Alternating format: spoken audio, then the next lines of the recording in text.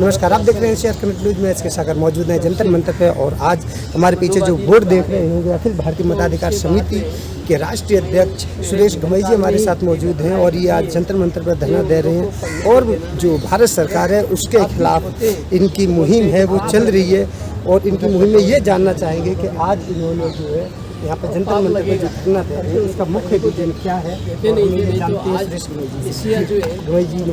नमस्कार, जय भीम, जय श्री श्रेष्ठ होता है।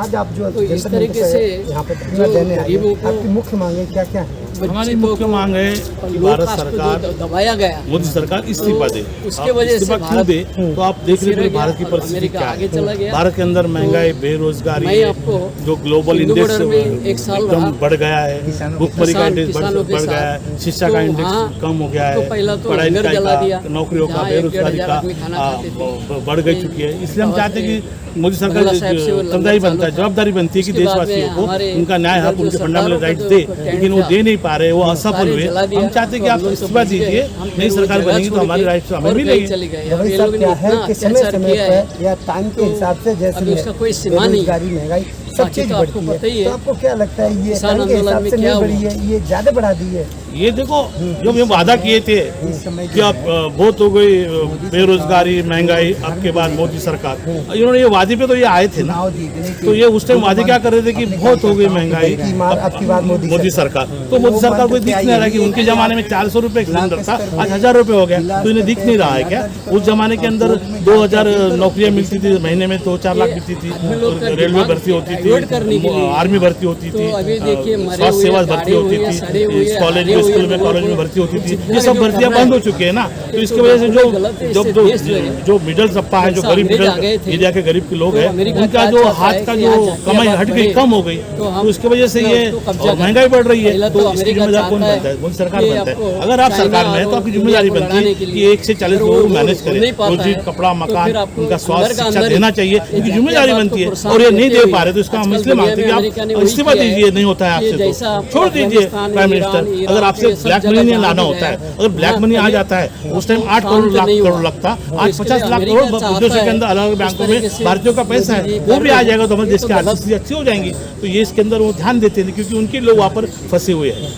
नहीं, आपको क्या लगता है कि जैसे इन्होंने बोला था कि हम काला धन वापस लेके आएंगे या स्विस बैंक से जमा धन वापस लेके आएंगे, तो आप उसको भी लेके इनको टारगेट कर रहे हैं? क्योंकि जरूरी है भाई, हमारा देश का पैसा विदेशों में है। हमारे देश का जो पैसा है आज 50 लाख करोड़ के ऊपर विदेशों में पैसा है। अगर आपको अगर कुछ इंडेक्स देखना, देख लो, आप ढूंढो अपने वेबसाइट पे जाके, 8 लाख करोड़ से 50 लाख करोड़ वहाँ जमा हो जाता है। तो अपने विदेशों का, हमारे गरीबों का पैसा जमा हुआ है। यहाँ के उद्योगपति आज दिन पे दिन 20% गुना बढ़ रहे हैं, उद्योगपति 30% लोग बढ़ रहे हैं और 70% लोग 8%, 5% घट रहे हैं। तो इसका मतलब क्या कि पैसा जा रहा है, तो ब्लैक धनी तैयार हो रहा है। और ब्लैक पैसा इनके माध्यम से जो इलेक्ट्रॉनिक बॉन्ड बोला जाता है, मनी बॉन्ड बोला जाता है, पनामा पेपर बोला जाता है, जो पेपर उन्हें लाते उस जमाने में, इससे उनका पैसा मूड़ी तैयार हो जाता है और विदेशों में जमा हो जाता है। तो उसका आर्थिक जो दबाव वो अपने भारत सरकार के आर्थिक स्थिति में पड़ता है। तो इसकी जिम्मेदारी सरकार की बनती है। सरकार ने इसे समझ के गरीबों का हक उनको देना चाहिए, ऐसा हम सरकार से मांग करते हैं। और मोदी सरकार का दायित्व बनता है, उन्हें इस्तीफा देना चाहिए। क्या लगता है जिस हिसाब से भारत में जो कृषि बेचे जा रहे हैं, लगातार प्राइवेटाइजेशन किया जा रहा है, इसको लेकर आपका क्या? देखो, ये जो कृषि बेचा जा रहा है, जो राष्ट्रीय संपत्ति बेची जा रही है, ये तो बहुत घृणास्पद बात है कि जो 70 साल में कांग्रेस ने यहाँ पर जो भी सरकारें थी इसके पहले, उन्होंने राष्ट्रीय संपत्ति को बढ़ाया है। 23 राष्ट्रीय संपत्ति उन्होंने पब्लिक सेक्टर में बढ़ाया है। वो 23 राष्ट्रीय संपत्ति में 70 साल में से इन्होंने देश को 70 साल में देश को बीजेपी ने 17 साल पीछे ले गए कि जो राष्ट्रीय कंपनी, जो पब्लिक सेक्टर थे, उसके अंदर आरक्षण मिलता था लोगों को, गरीबों को नौकरी मिलती थी। आज तो उन्हें ठेकेदारी पद्धति लाया है। ठेकेदारी में तो बोला गुलामगिरी होती है, और गुलामगिरी हमारे गरीब का पैसा बच्चा कैसा करेगा? 4000, 2000, 5000 काम कैसा करेगा? तो इसकी जिम्मेदारी सरकार की बनती है कि इनको ये बातें सोचना चाहिए कि जो पब्लिक सेक्टर गरीबों के लिए बनाया, वहाँ पर आरक्षण जाएगा, गरीबों को नौकरी, उसके अंदर हिंदू काम करते, मुस्लिम काम करते, दलित काम करते, ब्राह्मण गरीब काम करते, सब समाज के लोग वहाँ काम करते, और वो प्राइवेट सेक्टर में दे दिया, हाथों में दे दिया, तो गरीब का आदमी वो भूखा मरेगा ना। महंगाई इतनी और पगार कम तो कैसे चलेगा? तो इसलिए सरकार को ये बात सोचना चाहिए, प्राइवेट सेक्टर को नहीं बढ़ावा देकर गवर्नमेंट सेक्टर को और बढ़ाना चाहिए और उसके अंदर देश के लोगों को नौकरियां, धंधा पानी, रोजगार तैयार करना चाहिए। वो भी ना ठेकेदार पद्धति पे नहीं, परमानेंट पद्धति पे करना चाहिए। जो पहले हमारे देश के अंदर परमानेंट जॉब मिलता था, रेलवे में मिलता था, स्वास्थ्य मीडिया में, स्कूल में, कॉलेज में, यूनिवर्सिटी में जॉब मिलता था, IT सेक्टर में जॉब मिलता था, वो नहीं मिल रहा है अभी। ये हमारी इसलिए सरकार से मांग है कि आप सुधर जाओ है। अब तुमको हमने विश्वास किया तुम पे, तुम भारत के एक नागरिक हो, तुम भारत के प्राइम मिनिस्टर हो, तुम्हारी जिम्मेदारी बनती है कि आपको इस देश के अंदर कम से कम ध्यान देना है गरीब के, मिडिल, लोकल, लोअर तबके के आदमी का। वो तो अपर तबके के आदमी ध्यान दे रहे हैं। अपर बोलेगा जो उद्योगपति है, करोड़पति है, उनकी देखो आबादी, देखो उनका देखो कितना रेट्स हाई बढ़ गया, 20 गुना उनका पैसा बढ़ा, और गरीब का तो 10-12 गुना घट गया, नौकरी भी नहीं मिल रही है। तो इसकी जिम्मेदारी भारत सरकार की बनती है। और मैं चाहता हूँ, खुले दिल से चाहता हूँ, अगर मुझे जो भी मेरी मांग है, मैं देश का नागरिक हूँ, मैं मतदाता हूँ, मेरी मांग है अखिल भारतीय मताधिकार समिति के माध्यम से हम मतदाता है, हमारे राइट्स, हमारे फंडामेंटल राइट्स, हमारे शिक्षा, स्वास्थ्य नीति इन्होंने बराबर करना चाहिए और देशवासियों को कल्याण, शुभ कल्याण करना चाहिए। ये मेरी उनसे मांग है। आपको क्या लगता है, जिस हिसाब अभी सरकार का स्टैंड है, हिंदू मुस्लिम चल रहा है, देश में क्राइसिस जो है, लड़ाई झगड़ा, मस्जिद और जो मंदिर की लड़ाई ज़्यादातर चल रही है, इस पर आपका क्या दृष्टिकोण? देखो, ये तो इनके ना हथखंड है, हिंदू मुस्लिम को लड़ाओ और ये जो राइट्स है हमारे उसको दबाओ। अभी नौकरियां के अंदर जो हमें आरक्षण देना चाहिए था, नौकरी देना चाहिए, तो उसको प्राइवेट कर रहे हैं और इधर हिंदू मुस्लिम का राज कर रहे हैं। और हिंदू मुस्लिम का पेट भरने वाला है क्या? मंदिर में जाओ तो भारी बैठना पड़ेगा, भीख मांगना पड़ेगा, मस्जिद जाओ भीख मांगना पड़ेगा। वो तो इनका हथकंड है कि कैसे सरकार को, लोगों को गुमराह करे, गरीबों को कैसा गुमराह करके उनको ये बातें समझाया ना आए कि देश में गरीबी बढ़ रही है, भूखमरी बढ़ रही है, रोजगारी बढ़ रही है। ये सब मुद्दे दबाने के लिए हिंदू मुस्लिम के सामने जो RSS के लोग लाते हैं, वो उनकी जिम्मेदारी नहीं है, उनकी वो देश के अंदर अशांति फैलाने के कारण में इसको मैं विरोध करता हूँ और भारत सरकार को इत्तला करता हूँ कि आप भी देश के नागरिक हो, आपकी जिम्मेदारी बनती है कि आपको देश के अंदर ये सब चीज़ों को रोकना चाहिए। तो गृह मंत्री ने या प्राइम मिनिस्टर इस्तीफा देना चाहिए, मेरी पूरी मांग है।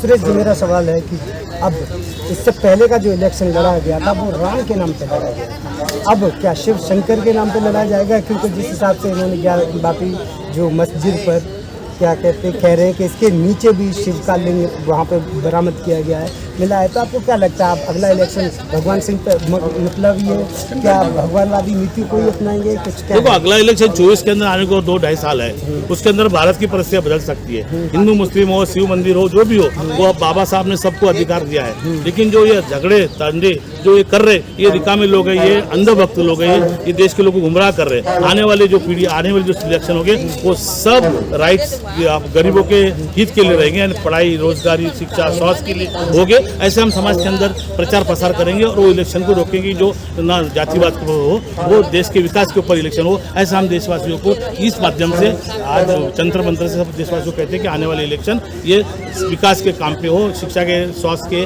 और रोजगारी के और आरक्षण इसके ऊपर हो, ऐसे हम मांग करते हैं आज से। चलिए, अच्छा, चलते चलते लास्ट सवाल है, आपने जो अखिल भारतीय मताधिकार जो समिति है वो अब देश में क्या काम करेगी ताकि मतदाता जो है जागरूक हो जाए? कैसे? तो हम लोग रथ यात्रा करेंगे और हमारे जो भारत के अंदर जितने भी लोग काम कर रहे हैं, अलग अलग तबके के लोग हैं, अलग अलग संस्था के, अलग अलग राजनीतिक पार्टी के लोग, उनको हम एक साथ जुट करेंगे और भारत के मतदाताओं का अधिकार क्या होता है, मतदाता से ही पार्टी जीत के आती है। अगर मतदाता के पार्टी का अगर संविधान बड़ा है तो भारत का संविधान उनसे बड़ा है। तो हम उस कांग्रेस हो गया, सपा हो गया, बसपा हो गया, जो भी मुस्लिम संगठन होगी, जितने भी हिंदू मुस्लिम संगठन जो राजनीति में काम करें, उनको हम इत्तला करेंगे, अपील करेंगे, भाई तुम एक होकर लड़ो। भारत का, देश का विकास रुक गया है, अगर विकास को करना है, आपको देश के संविधान को, लोकतंत्र को बचाना है, तो आपको एक साथ लड़ना होगा। और ऐसे जो मनुवादी स्थिति, जो RSS की स्थिति की नीतियाँ ला रही, इसको रोकना पड़ेगा। इस ऐसे में देश के लोगों को इस मताधिकार समिति के माध्यम से मैं अपील करता हूँ। जो दर्शक आपको देख रहे हैं उनको क्या संदेश? मैं चाहता हूँ दर्शक के घर में, आप जो दर्शक में देख रहे हैं उनको मैं इत्तला करूँ कि आप जो 1000 रुपये का सिलेंडर ले रहे हैं, आप 200 रुपये के, 100 रुपये के तेल ले रहे हैं, इसकी जिम्मेदार कौन बनता है? अगर आप ऐसे अंधभक्त रहोगे तो आपको आने वाले दिनों में तेल का भाव, बीट का भाव, चावल का भाव, सबका भाव बढ़ते मिलेगा, आपकी आमदनी कम रहेगी, तो आपको भूखे मरना पड़ेगा। और जो आज भूखमरी का जो इंडेक्स इतना बढ़ चुका है, पहले 5, 4, 6, 7, 7, 8, 11 हो गया है, तो ये सब चीज़ें उनको भोगना पड़ेगा। अगर नहीं सुनते हैं तो उनकी जिम्मेदारी वो देखेंगे। हमारा काम है जागरूक लोगों को जागरूक करना और देशवासियों को इस मनुवादी सरकार से बचाना। जय भीम, जय भारत, जय संविधान। रोका तो नहीं? आपने देखा, ये थे हमारे साथ सुरेश गमई जी, जिन्होंने स्पष्ट रूप से कहा अगर सरकार जो ठीक नीति नहीं अपनाती, अगर देश में हिंदू मुस्लिम या मंदिर मस्जिद का अगर झगड़ा कराएगी तो सुरेश गमई जी उसका विरोध करेंगे और आगे अपने जो भी दर्शक उन्होंने अपील की है कि अगर सरकार नहीं चेतती है, अगर आपकी मांगों को ध्यान से नहीं मानती है तो आप सुधर जाइए और अगली बार जो है किसको जिताना है, देश में किसकी राज लाना है, वो सोच समझ के वोट कीजिए। आप बने रहिए हमारे साथ जब तक कि आप नहीं मिलती है अगली खबर, तब तक रहिए हमारे साथ, देखते रहिए NCR करंट न्यूज़ को सब्सक्राइब करें और नोटिफिकेशन सबसे पहले पाने के लिए दबाएं बेल आइकॉन।